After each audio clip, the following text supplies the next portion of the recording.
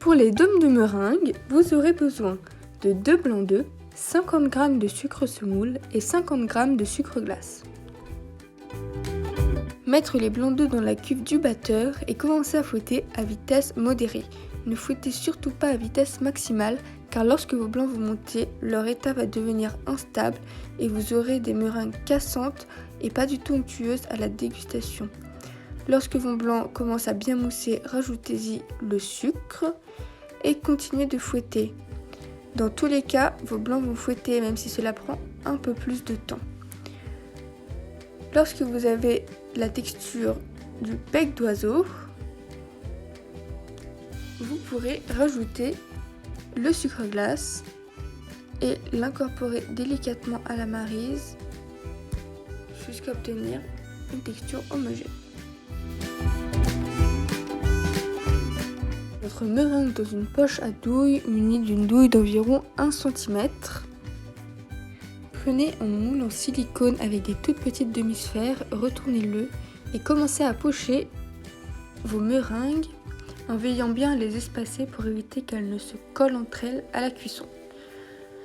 Avec le reste de vos meringues, pochez des petits points sur le reste des demi-sphères.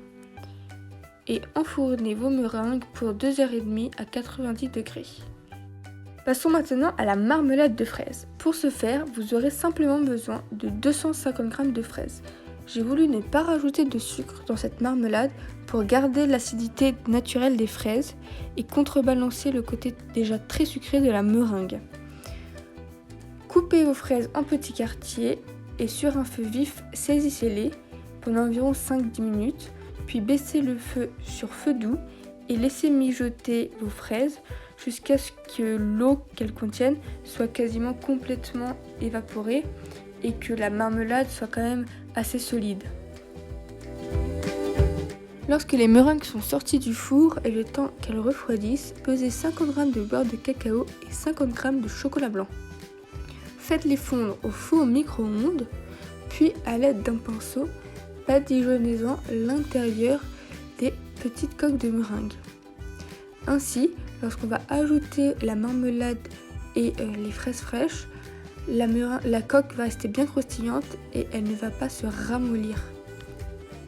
Enfin, à la crème chantilly. Pour ce faire, vous aurez besoin de 200 ml de crème liquide bien froide, 50 g de crème épaisse très froide aussi, et 20 g de sucre glace vanillé ou 20 g de sucre glace et d'une gousse de vanille.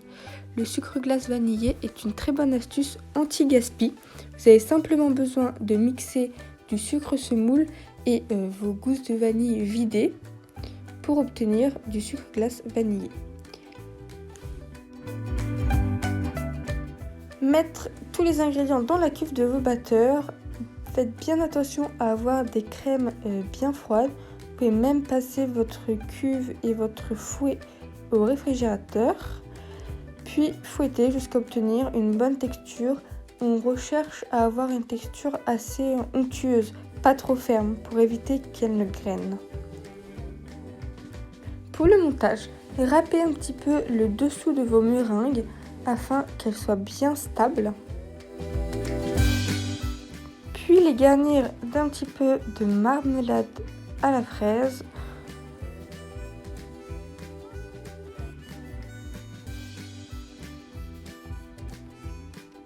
De quelques fraises fraîches coupées en petits morceaux.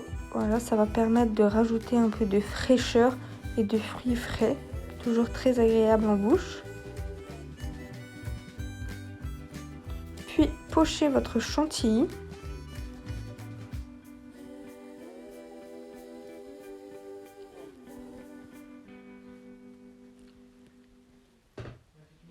Et enfin, décorez avec quelques fraises fraîches et quelques feuilles de basilic qui vont ramener un petit côté herbacé très agréable.